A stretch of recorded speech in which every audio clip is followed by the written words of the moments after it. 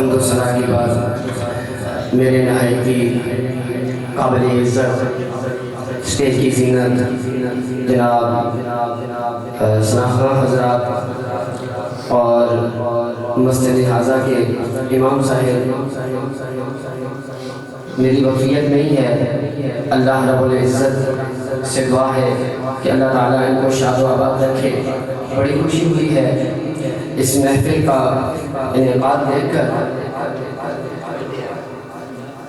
اور اس عظیم الشان پروگرام کے انعقاد پر برادران عزیز نوید احمد اور اس کے دیگر منتظمین جنہوں نے بڑی محنت سے اس پروگرام کا انعقاد فرمایا ہے، یقیناً مبارکباد کے مستحق ہیں کہ انہوں نے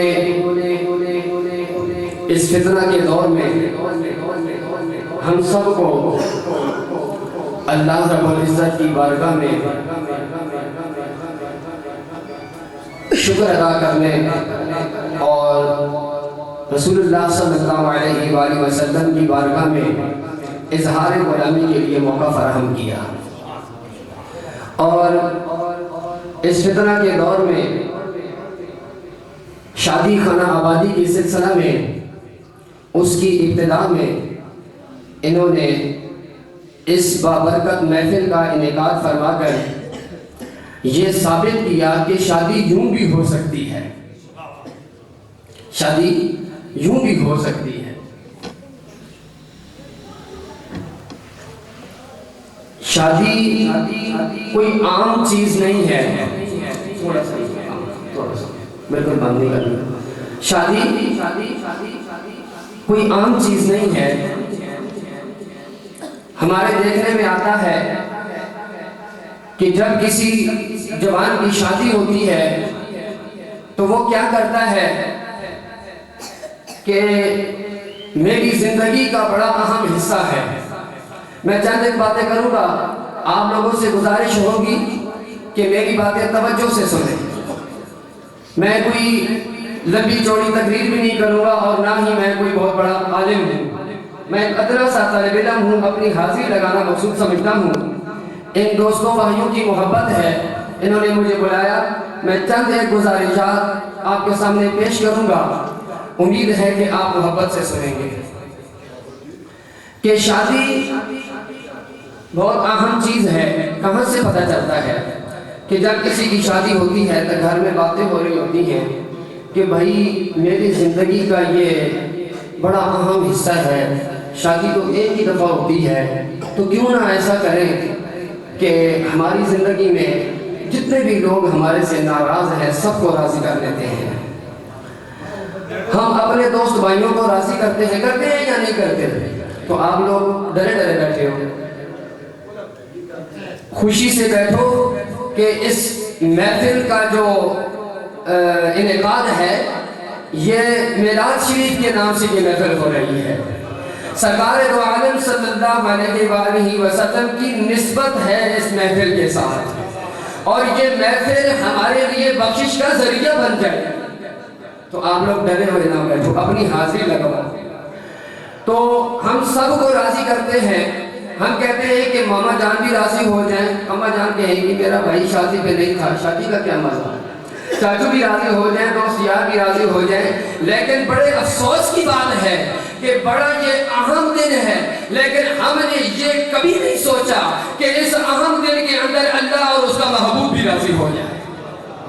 ہم نے یہ کبھی نہیں سوچا کہ اللہ اور اس کا محبوب بھی راضی ہو جائے۔ کیا وجہ ہے؟ بڑے افسوس کی بات ہے، اور آج بڑی خوشی ہوئی ہے۔ میں دعا کرتا ہوں کہ اللہ کرے کہ اس کے بعد آنے والی جتنی بھی جوانوں کی شادیاں ہیں نا، اس طرح مسجدیں جو ہیں وہ بھری رہیں اور ان کے لگی رہیں اور حضور کے نام کے میلاد ہوتے رہیں، اور پھر دیکھیں کہ زندگی کے اندر کتنی برکت آتی ہے، زندگی کے اندر کتنی برکت آتی ہے، زندگی کے اندر کتنی خوشحالی آتی ہے۔ کیا وجہ ہے کہ ہم شادی کے اوپر اس رب ذوالجلال کو بھول جاتے ہیں اور ایسے پروگرام کہ بہت بڑے بڑے نمازیوں کی نمازیں رہ جاتی ہیں، پکے نمازیوں کی نمازیں رہ جاتی ہیں. بھائی ایک ہی دن تو شادی ہونی ہے, کون سا روز روز شادی ہونی ہے؟ ٹھیک ہے جی, تو جو مرضی کرتے رہو. نہیں, حضور صلی اللہ علیہ وآلہ وسلم کی جو سیرت ہے, انہوں نے جو ہمیں دین دیا ہے, اس دین کے اندر یہ تو نہیں بتایا گیا کہ جب آپ کے اوپر خوشی کا موقع ہو تو آپ رب اور رسول کو بھول جاؤ. اس دین کے اندر یہ تو نہیں بتایا گیا کہ آپ کے اوپر کوئی غم آ جائے تو رب اور رسول کو بھول جاؤ. بلکہ وہ جو آپ صلی اللہ علیہ وآلہ وسلم نے ہمیں دین دیا ہے اور جس مقصد کے لیے ہم پیدا ہوئے ہیں, ہماری زندگی کا مقصد تو یہ ہے کہ وَمَا خَلَقْتُ الْجِنَّ وَالْإِنسَ إِلَّا لِيَعْبُدُونِ. ہمیں اللہ رب العزت نے صرف عبادت کے لیے پیدا فرمایا ہے, لیکن ہم ایک چھوٹے سے کام کے پیچھے, گپ شپ کے پیچھے ہماری نماز رہ جاتی ہے. کوئی بات نہیں جی, نماز رہ گئی ہے. ہمیں اس چیز کو سمجھنا ہوگا کہ کیوں رہ جاتی ہے نماز. اور یہ شادی, اور پھر شادی کے اندر اہم رکن جو ہے نکاح, یہ نکاح بھی عبادت ہے, کیونکہ یہ پیغمبر کی سنت ہے. اس وجہ سے یہ عبادت ہے. یہ نکاح سنت بھی ہے, مکروہ بھی ہے, حرام بھی ہے, لیکن ہم سنت پہ بات کریں گے. اس کی اور صورتیں ہیں کہ جب مالی اور جسمانی حالات سے بندہ شادی کے قابل ہے, نکاح کے قابل ہے, اور عمر کے لحاظ سے تو یہ نکاح سنت ہے. اور یہ نکاح وہ عبادت ہے جو سب سے اول بھی ہے, سب سے آخر بھی ہے. سب سے اول اس طرح ہے کہ جب کسی انسان نے اس دنیا کے اندر قدم نہیں رکھا تھا, اس وقت بھی یہ نکاح آدم علیہ السلام کا جنت کے اندر پڑھایا گیا تھا. یہ وہ عبادت ہے جو جنت سے شروع ہوئی اور جنت پہ ختم ہوگی. کوئی بھی عبادت ہے, نماز, روزہ, حج, زکات, یہ ساری باتیں بعد میں آئیں. سب سے پہلے یہ نکاح حضرت آدم علیہ السلام کا جنت میں ہوا, اور پھر ساری عبادتیں دنیا کے اندر ہیں. جنت کے اندر جانے کے بعد کوئی زکات نہیں ہے, کوئی حج نہیں ہے, لیکن مومنین کا نکاح وہاں بھی ہوگا, جنت کے اندر بھی ہوگا. اس لیے یہ عبادت سب سے اول بھی ہے اور سب سے آخر بھی ہے. کتنی بڑی عبادت ہے. اگر اس چیز کو دیکھا جائے تو سب سے بڑی عبادت یہ ہے, اور ہم اس عبادت کو کیسے گزارتے ہیں کہ فرض نماز ہی بھول جاتے ہیں. یہ کیسی عبادت ہے. اور پھر شادی بھی کوئی عام چیز نہیں ہے. شادی کے بارے میں بھی اس رب ذوالجلال کا حکم ہے. سورہ روم کے اندر پارہ نمبر 21, سورہ روم, خلق لکم من انفسکم ازواجا لتسکنوا الیہا وجعل بینکم مودۃ ورحمہ. رب کائنات ارشاد فرماتے ہیں کہ میں نے تم ہی میں سے تمہارے جوڑے پیدا کر دیے ہیں. کیوں جوڑے پیدا کیے ہیں؟ ازواجا لتسکنوا الیہا, تاکہ تم ان سے تسکین حاصل کرو, آرام حاصل کرو. اور پھر تم جوڑوں میں آپس میں نے محبت پیدا کر دی ہے اور تم نے رحمت بھی ڈال دی ہے. یہ شادی کوئی عام چیز تو نہیں ہے کہ ہم اس شادی کے اندر ایسے ایسے کام کرتے ہیں کہ ہماری ساری زندگی کی عبادت ہی ضائع ہو جاتی ہے, اور پھر کئی دن نماز نہیں پڑھی جاتی. ایسا نظام ہم نے انگریز کے رسم و رواج کے اوپر عمل کرنا شروع کر دیا ہے. ایسا جو ہے لباس ہوتا ہے, یا وہ کیا کہتے ہیں, میک اپ, کہ ہم وضو کریں تو وہ خراب ہوتا ہے, تو نماز کس لیے پڑھے بھائی. تو میرے بزرگوں, دوستو, یہ شادی کوئی عام چیز نہیں ہے, یہ بہت بڑی عبادت ہے. نکاح بھی عبادت ہے. ان دنوں کے اندر تو ہمیں اور اللہ رب العزت کا شکر ادا کرنا چاہیے اور اس کی بارگاہ کا رجوع کرنا چاہیے کہ اس خالق کائنات نے ہمیں یہ حسن اور یہ جوانی دی اور یہ موقع دیا کہ ہم اتنی اہم عبادت کر رہے ہیں اور حضور کی سنت ادا کر رہے ہیں۔ اس رب ذوالجلال نے قرآن مجید کے اندر ارشاد فرمایا لَقَدْ كَانَ لَكُمْ فِي رَسُولِ اللَّهِ أُسْوَةٌ حَسَنَةٌ، لوگوں میرے پیارے محبوب صلی اللہ علیہ وآلہ وسلم کی زندگی آپ سب کے لیے بہترین نمونہ ہے۔ آپ کے لیے میرے محبوب کی زندگی میں بہترین نمونہ ہے۔ یا اللہ، ایک شخصیت کی زندگی سب کے لیے نمونہ۔ کوئی بہت بڑا بادشاہ ہو، اس کی زندگی میں اگر ہم تلاش کریں، فقیر کو اس کی زندگی میں نمونہ نہیں ملے گا۔ کوئی فقیر ہے، اس کو بادشاہ کو اس کی زندگی میں نمونہ نہیں ملے گا۔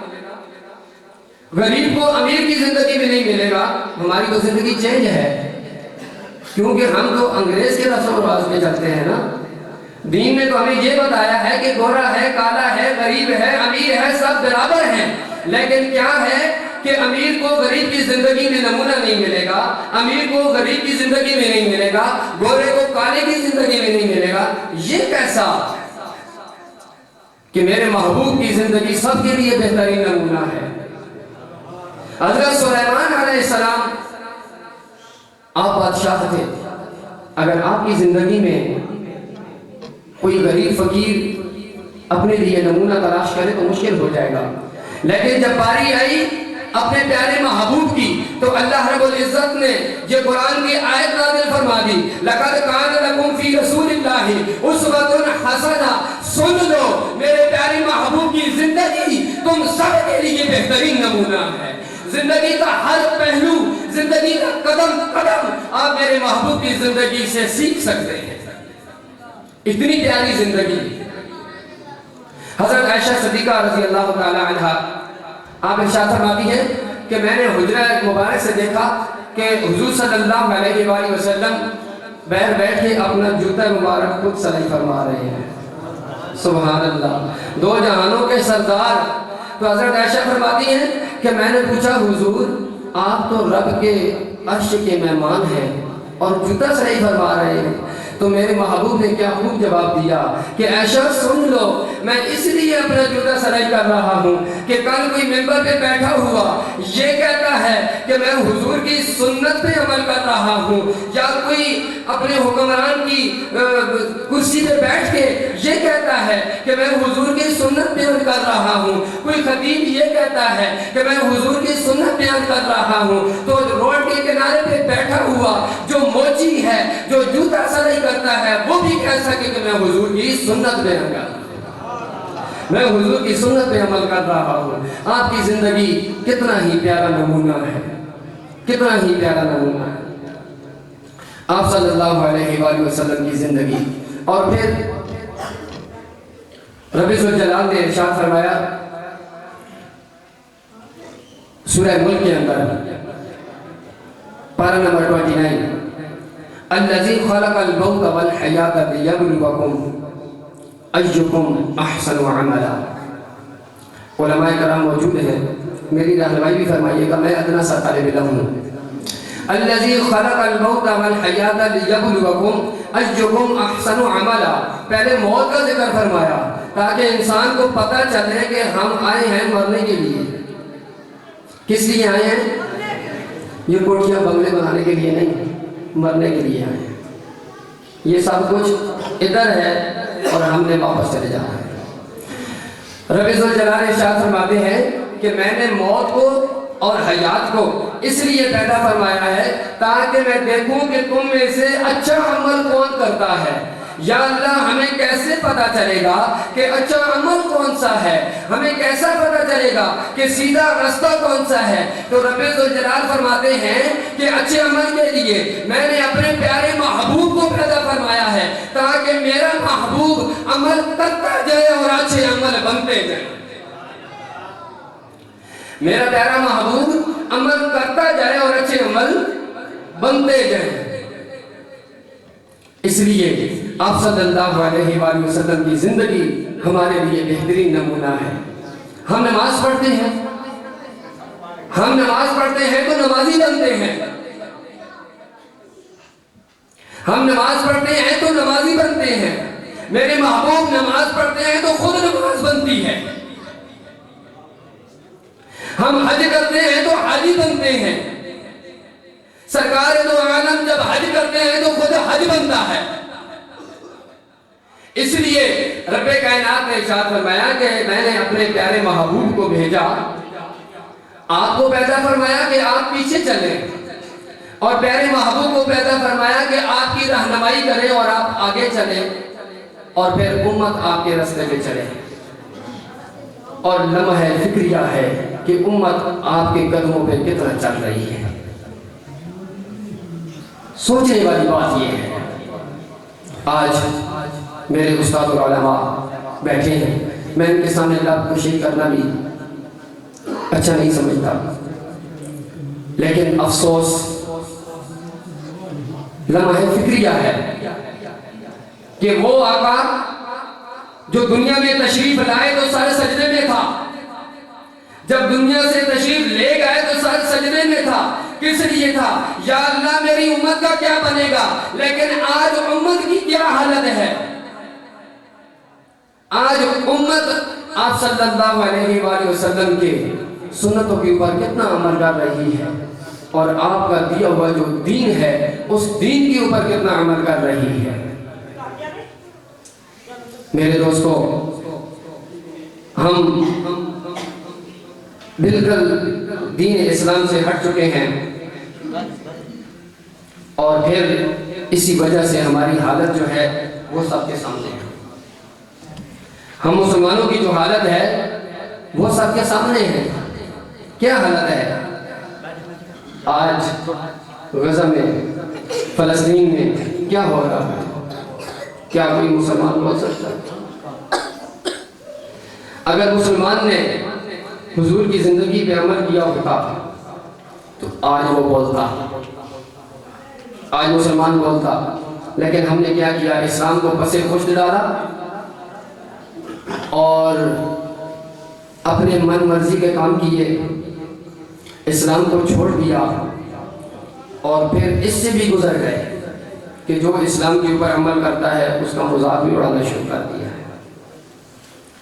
کوئی استاد کوئی دین کی دعوت دیتا ہے، جا بھائی تو بڑا نمازی آیا، تو بڑا نمازی آ گیا، اور دوسری بات یہ ہوتی ہے کہ میں کل سے انشاءاللہ شروع کروں گا۔ بھائی کل تو نے دیکھی ہے؟ کس نے کل دیکھی ہے؟ تو پھر یہ کون سا جملہ ہے کہ کل سے شروع کروں گا؟ اس رب ذوالجلال کی عنایت ایک دن ہو یا ایک دن نہ ہو تو پھر تو کوئی بات بنتی ہے۔ اس رب ذوالجلال کی عنایت ہمہ وقت ہے، اس کی رحمتیں ہمہ وقت ہیں، اس کی نعمتیں ہمہ وقت ہیں، پھر اس کی عبادت کے لیے کیوں کوئی ٹائم ٹیبل ہو؟ اور پھر انسان کی تخلیق کا جو مقصد ہے، وَمَا خَلَقْتُ الْجِنَّ وَالْإِنسَ إِلَّا لِيَعْبُدُونِ، میں نے جنوں اور انسانوں کو صرف اور صرف عبادت کے لیے پیدا فرمایا، صرف اور صرف عبادت کے لیے پیدا فرمایا۔ وہ عبادت کیا؟ ہم کیا سمجھتے ہیں کہ ہم نے 5 منٹ کے لیے مسجد میں آ کے ہاتھ باندھ لیے تو ہم نے عبادت کا حق پورا کر دیا؟ ہم کیا سمجھتے ہیں کہ ہم نے حج کر لیا، بیت اللہ کا طواف کر لیا تو ہم نے عبادت کا حق پورا کر دیا؟ ہم سمجھتے ہیں کہ رب ذوالجلال کی بارگاہ میں ایک سجدہ کر لیا، عبادت کا حق ادا ہو گیا، ہم حاجی بن گئے، ہم نمازی بن گئے، ہم بڑے لاپرواہ بن جاتے ہیں کہ ہم نے عبادت کا حق پورا کر دیا ہے۔ نہیں، رب ذوالجلال جس عبادت کا مطالبہ فرماتے ہیں وہ عبادت اٹھتے بیٹھتے بھی عبادت ہے، وہ سوتے جاگتے بھی عبادت ہے، وہ دن کو بھی عبادت ہے، وہ رات کو بھی عبادت ہے، وہ ہر وقت کی عبادت ہے۔ یا اللہ وہ عبادت کیسے ہوگی؟ ہم تو بڑے کمزور ہیں، ہم تو دنیا کے کام بھی کرنے ہوتے ہیں، ہم کیسے وہ عبادت کریں گے؟ تو رب ذوالجلال نے بڑا ہی خوبصورت سا نسخہ دے دیا کہ لقد کان لکم فی رسول اللہ اسوۃ حسنہ، کہ اپنی زندگی کو میرے پیارے محبوب صلی اللہ علیہ وآلہ وسلم کے طریقے پہ گزارنا شروع کر دو، آپ کا ہر کام عبادت بن جائے گا۔ جب آپ میرے محبوب کی سنتوں کے اوپر عمل کرو گے، آپ کا کھانا پینا بھی عبادت ہے، آپ اپنا پیٹ بھرتے ہیں وہ کھانا بھی عبادت میں شامل ہو جاتا ہے، آپ روزمرہ کا کام کرتے ہیں، مزدوری کرتے ہیں، آپ کو حرام کمانے کا موقع زیادہ مل جاتا ہے اور آج کل نہیں زیادہ، آپ حرام کو چھوڑ کے حلال کی طرف جاتے ہیں، سارا دن کوئی مزدوری کرتا ہے، حرام کو چھوڑ کے حلال کی طرف جاتا ہے، حلال روزی کما کے آتا ہے، اپنے بچوں کو کھلاتا ہے، وہ سارا دن اس کا عبادت میں شامل ہو جاتا ہے، سوتے وقت نماز ادا کر کے سوتا ہے، حضور کی سنت کے مطابق سوتا ہے، ساری رات عبادت کا ثواب ملتا ہے، یہ نیت کر کے سوتا ہے کہ صبح اٹھ کے فجر کی نماز انشاءاللہ باجماعت ادا کروں گا، ساری عبادت کا ثواب ملتا ہے، یہ عبادت ہے، اس عبادت کا مطالبہ فرمایا ہے، لَقَدْ كَانَ لَكُمْ فِي رَسُولِ اللَّهِ أُسْوَةٌ حَسَنَةٌ۔ اور ہم اس آیت کے اندر صرف یہ دیکھتے ہیں کہ نماز، روزہ، حج، زکوٰۃ، حضور کی زندگی سے صرف یہ دیکھنا ہے، صرف یہ نہیں دیکھنا، بلکہ حضور کی زندگی سے ہم نے اپنی زندگی کے سارے کام دیکھنے ہیں، چاہے وہ تجارت ہے، چاہے وہ مزدوری ہے، چاہے وہ ڈیوٹی ہے، چاہے وہ کسی علماء کرام کی ڈیوٹی ہے، چاہے وہ کوئی غریب آدمی ہے، چاہے کوئی امیر ہے، اپنی زندگی کے سارے معاملات جو ہیں وہ حضور کی زندگی سے دیکھتے ہیں۔ نعرہ تکبیر، نعرہ رسالت، نعرہ رسالت، نعرہ حیدری۔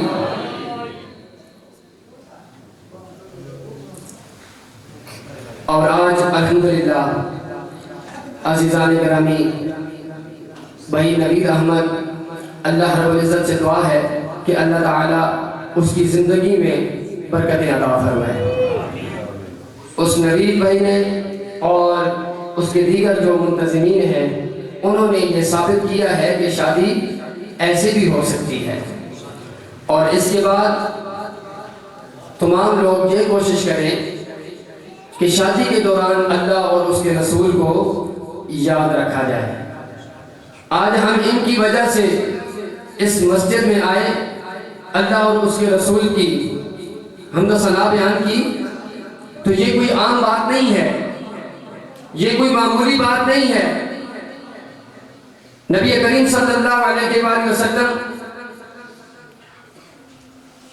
حجرہ مبارک میں تشریف فرما تھے، باہر نکلے تو صحابہ کرام کی ایک جماعت اللہ کا ذکر کر رہی تھی، تو آپ صلی اللہ علیہ وآلہ وسلم نے پوچھا،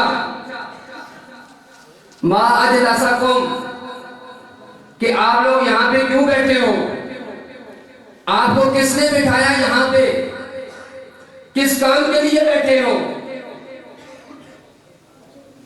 تو صحابہ کرام کی جماعت نے عرض کی، یا رسول اللہ صلی اللہ علیہ وآلہ وسلم، جلسنا، ہم اس لیے بیٹھے ہیں تذکر اللہ، اللہ کا ذکر کریں، وَنَحْمَدُهُ، اور اس کی تعریف بیان کریں، ہدانا علی من ہدانا لدینہ، اور اس لیے بیٹھے ہیں کہ اللہ کا شکر ادا کریں، اس نے دین کی ہدایت نصیب فرمائی ہے، وہ پیارا دین جس دین کے اندر کسی جانور کو جانور کے سامنے ذبح کرنے کا بھی حکم نہیں ہے، ظلمت سے پاک یہ دین ہے، اس دین کا شکر ادا کرنے کے لیے بیٹھے ہیں۔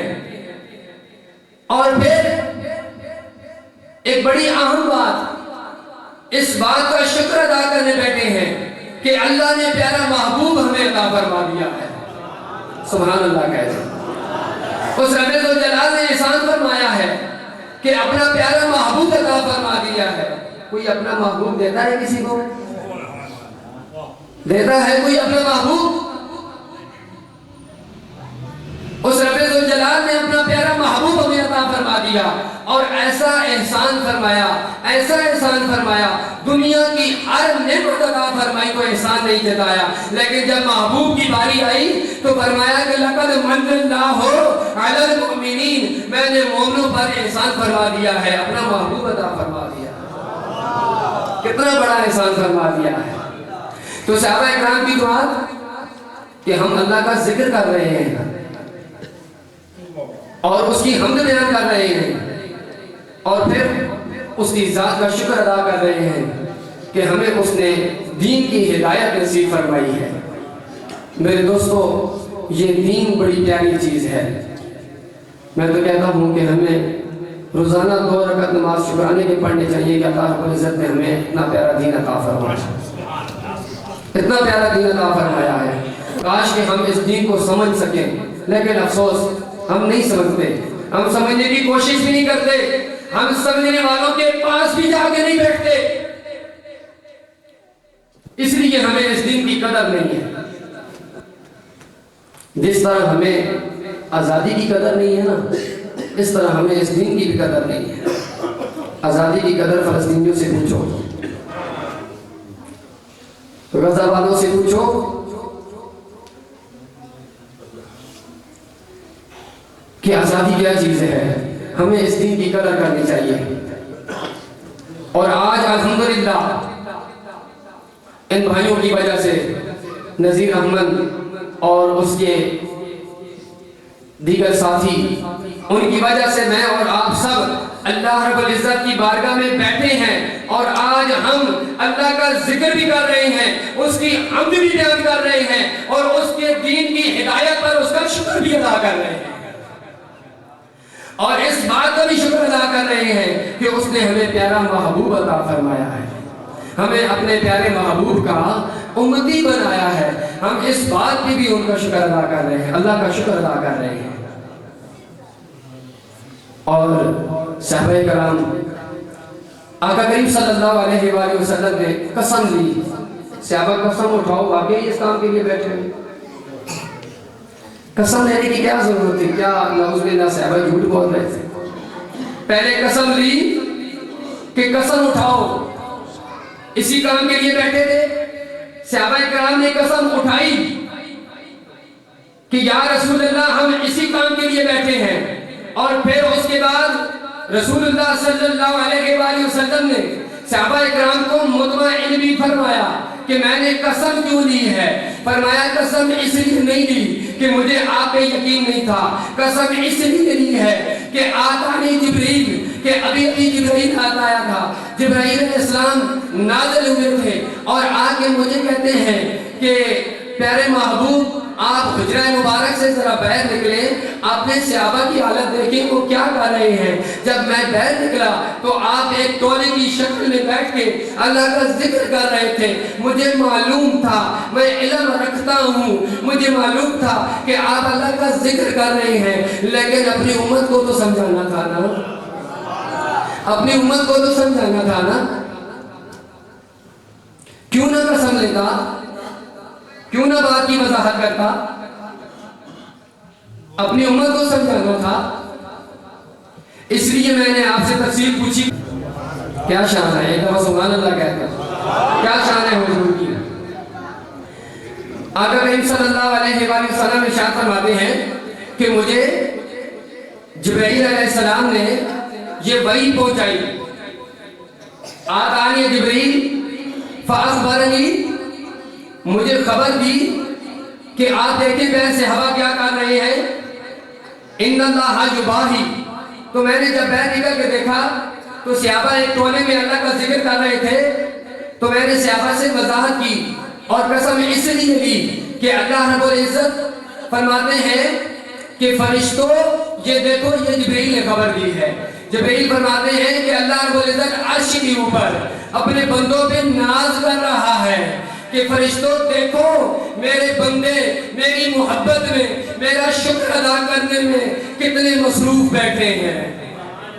عرش کے اوپر آج ہمارا بھی ذکر ہوگا انشاءاللہ، ہم بھی اللہ کے حضور اس کا شکر ادا کرنے کے لیے بیٹھے ہیں کیا یہ کوئی عام محفل ہے؟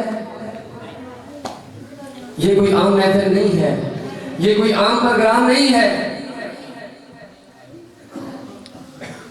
حضور نے فرمایا صلی اللہ علیہ وآلہ وسلم کہ اللہ رب العزت فرشتوں میں یہ فخر کر رہے ہیں کہ میرے بندے زمین پہ دیکھو کتنا میرا شکر ادا کر رہے ہیں، میری حمد و ثنا بیان کر رہے ہیں، میرا ذکر کر رہے ہیں، کتنے مصروف ہیں۔ تو آقا کریم صلی اللہ علیہ وآلہ وسلم نے ارشاد فرمایا کہ میں آپ کو خوشخبری دیتا ہوں آپ سب جنتی ہیں۔ میں آپ کو خوشخبری دیتا ہوں آپ سب جنتی ہیں۔ کیوں جنتی ہیں؟ کوئی اللہ کا ذکر کر رہے تھے نا، دین کی ہدایت پر اس کا شکر ادا کر رہے تھے،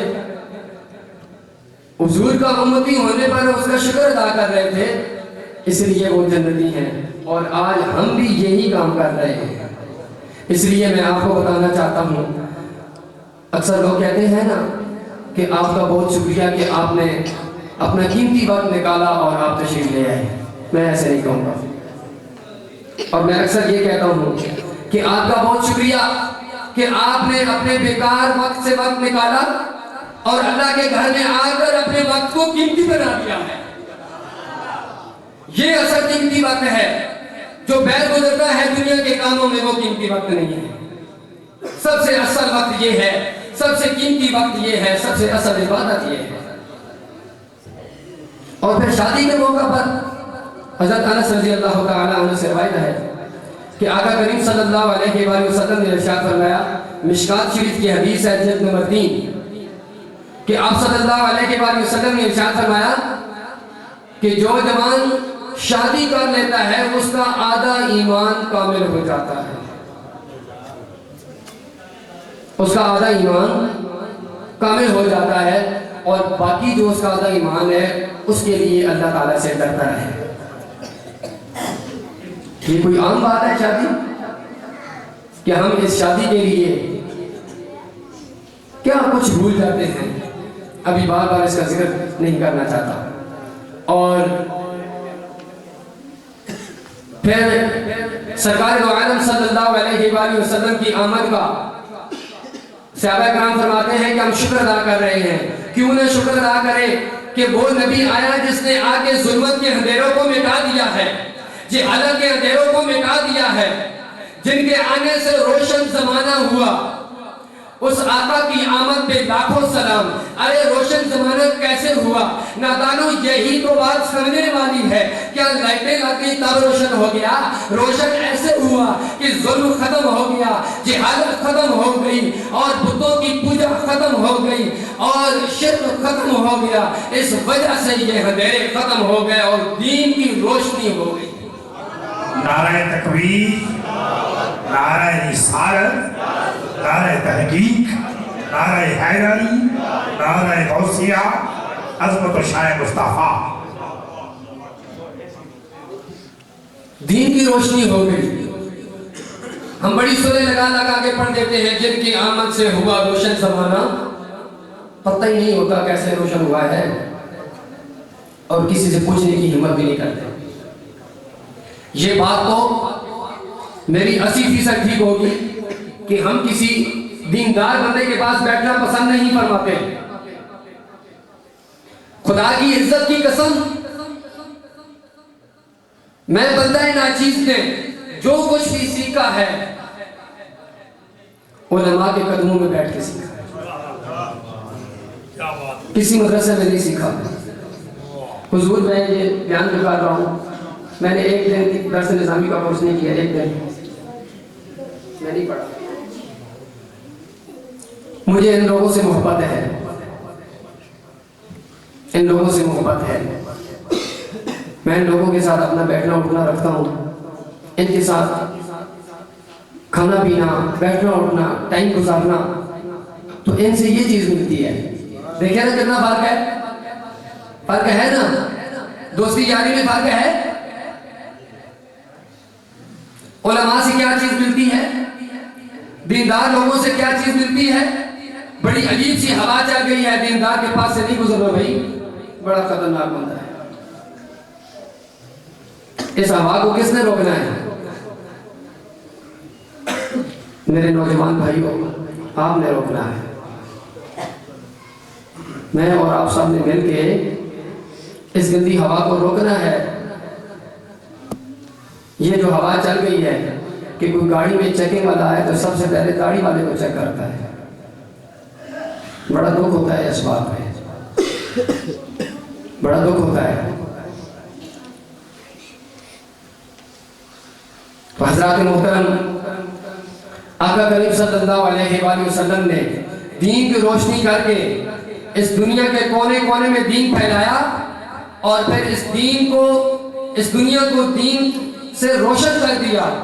یہ ہے اصل روشنی جو آپ صلی اللہ علیہ وآلہ وسلم نے اس دنیا کے اندر پھیلائی ہے۔ آپ صلی اللہ علیہ وآلہ وسلم نے ظلم و جہالت کے اندھیرے کو ختم کر دیا۔ آپ کی آمد سے پہلے کس کو نہیں پتا کہ عورتوں کو زندہ دفن کر دیا جاتا تھا؟ اس سے بڑا بھی کوئی ظلم ہے؟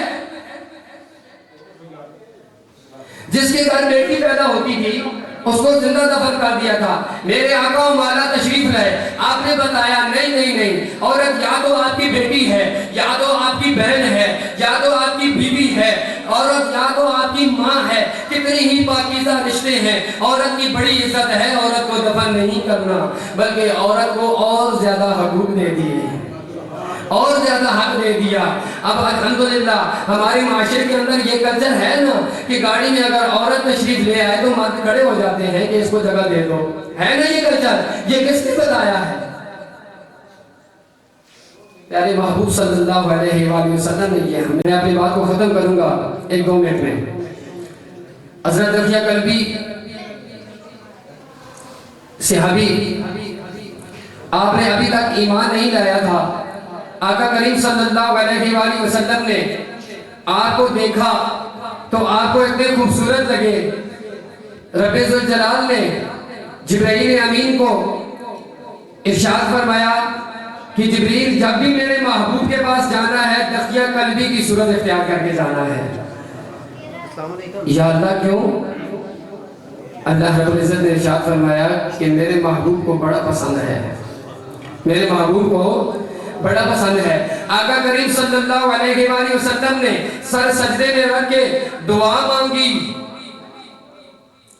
کہ یا اللہ اتنا خوبصورت جوان بنایا ہے، اتنا خوبصورت جوان یہ پیدا کیا ہے، یا اللہ کیا یہ دوزخ میں جلنے کے لیے پیدا کیا ہے؟ اس کو ایمان کی دولت بھی عطا فرما۔